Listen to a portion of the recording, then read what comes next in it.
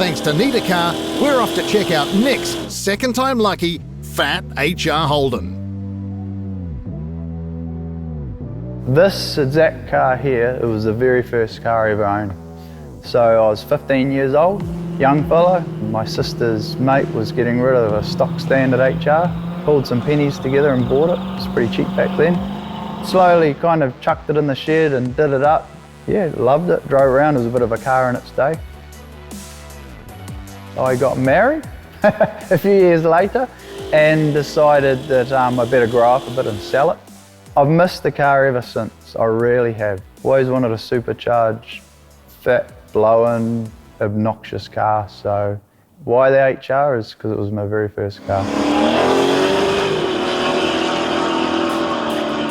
While finding his long-lost sedan was the dream goal, it was one that looked increasingly less likely as the years ticked by into double digits. A plan B was put into action, and another HR was sourced. The body was mint, and Nick was about halfway done. But you know how these stories go. 12 years had now passed, and wouldn't you know it, the prodigal HR resurfaced, albeit with a price tag suffering from a decade's worth of inflation. But Nick clearly had to have it.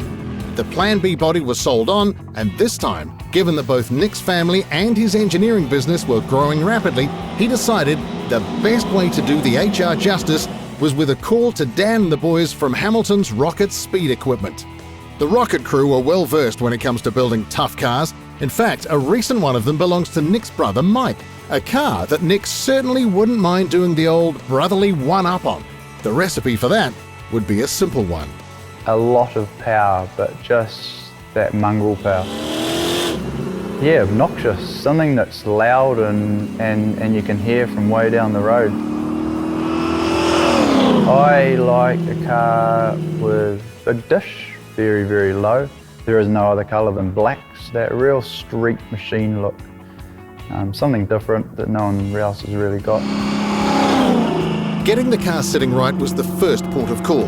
The bulk of the rear end was relieved from duty and the leaf springs were relegated to the skip bin, making way for a completely custom 4-link, designed to function at the HR's static super low ride height.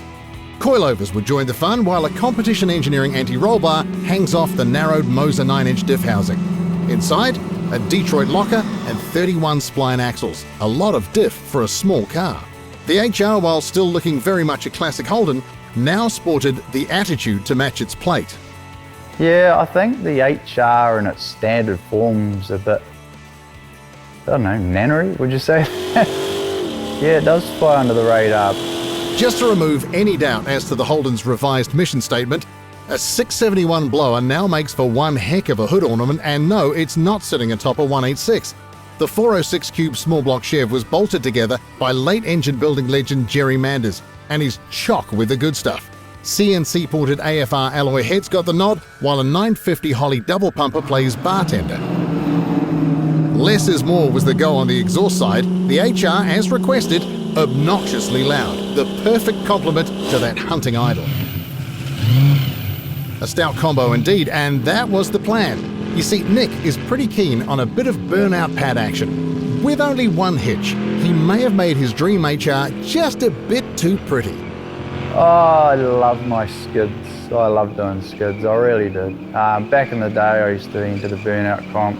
I was going to put the car in it and was going to do it, but then when I saw some of these cars, it's so awesome to watch, but God, they get thrashed and ruined and everything, so I've decided not to do that with this one. Maybe the next build. What's it like to pedal? I tell you what, when I first got in it, my adrenaline was thrashing through my body. My, my heart was pumping out of my chest. Kind of still does that. When I get in it, I mean, you get used to a car now, so I'm kind of thinking more horsepower next. But it's good to handle. It drives really nice. You just need to be really careful because of it's got a Detroit locker. So here we are, full circle. Buying your first car back is more often than not a disappointing experience. But not for Nick. The one that got away is back, and it's here for the long haul. I absolutely, very happy. I just couldn't believe it when I saw it. Paid a lot more for it back than what I had sold it for, but it's something I can enjoy with my kids. I mean, I had it back then when I had no kids. Now to be able to enjoy it with them, like they love it. I mean, God, they want to take it out more than me. So, yep, not rose tinted glasses, just happy glasses, good.